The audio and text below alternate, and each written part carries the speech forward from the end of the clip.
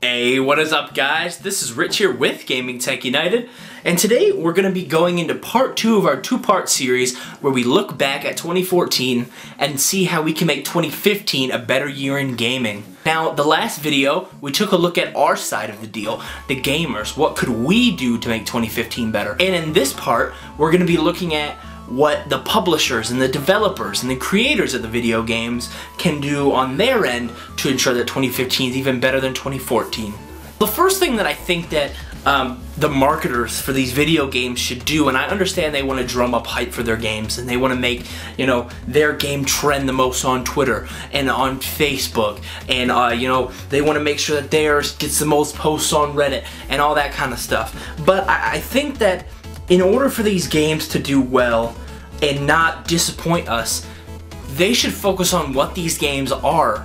You know, I hate to go back to Destiny, but when you look at what that game was built to be and built up to be, it was going to be this game that changed the industry. It was going to be a game that changed how you play by yourself and with friends and with random people. It was just going to be a new experience, and we got it, and it really wasn't. Yeah, it just kind of felt like a light MMO.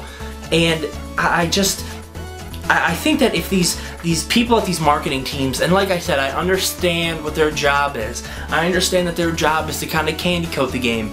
And that's fine. You know, if they want to make the game sound a little bit better than it is, that's fine. But if you're going to go and make the game sound like it's something it's 100% not, that's where I think that you're going to really drum up some bad press. And, you know, that's what a lot of people who are playing Destiny or have played Destiny have said. You know, even if they do like it, I've heard many people tell me, you know, Rich, I enjoy playing the game, I have fun with it, I still play it, but it's just not what it was advertised. And I think that, you know, if we can get games, or the people that work in the marketing department of these game publishers and developers, whatever, just to tell us really what's going on in, you know, what their game's about, and tell us what makes their game great.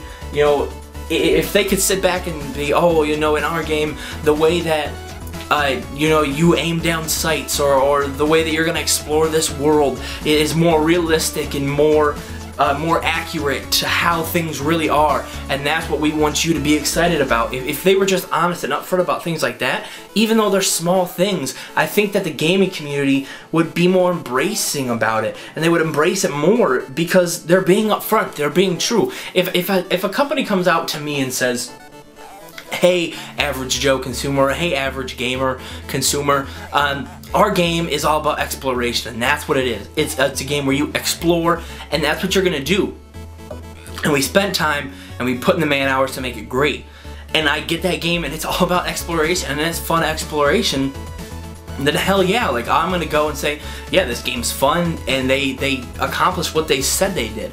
Now, if this same game company says, oh hey, this game is gonna change how you karate kick through walls, and how you hold your controller, and how you even look at your PlayStation 4 the same, and when you jump off of a mountain, a unicorn's gonna come and scoop you up out of the air, and I get the game and all you're doing is exploring a world, then yeah, it's gonna be disappointing. I want that unicorn to come scoop me out of the sky. But I want to wrap this point up because I don't want this to get too talky.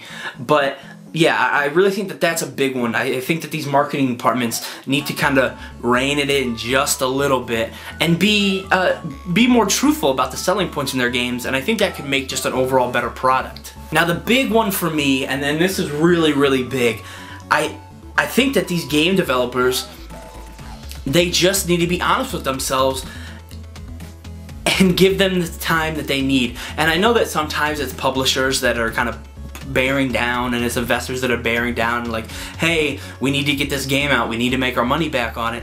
And I understand that, but maybe, and like I said, I understand that this is not always the case, but I think that sometimes developers get a little bit too confident, and they try to hit, they set this goal, and they set this date to have it done by, and they say, you know what, And I think this happened especially in the first year because they weren't exactly for sure how the specs were going to be on these consoles. So they said, you know what, we're going to hit these. This isn't going to be a big thing. They're just PCs at this point. They're mid to low range PCs. We can do this. This isn't a problem.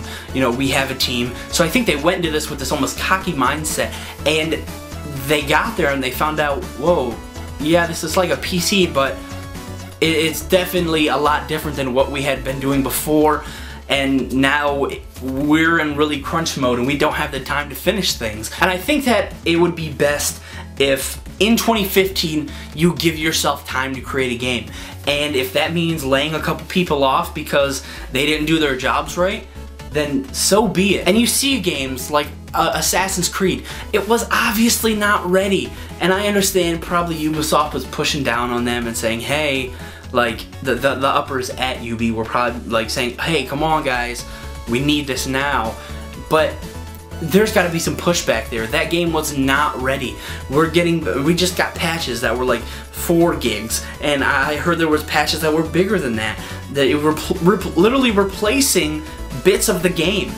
And I just think when you're a AAA developer, you need to put out that quality, or you shouldn't be looked at as a AAA developer anymore. If you're gonna put out a game that needs that many patches, it's just ridiculous. And I know this last point was kind of scatterbrained and kind of out there, but just to bring it all back home, wrap it up, I really think that these big companies need to set realistic dates for their games to be ready and certified and created. And I really think that this, along with the marketing department's kind of selling a game that's what we're gonna get and not selling a game that we want but their product is not, I think that both of those melded together are gonna create a great 2015 on the end of the devs and the publishers and the marketers.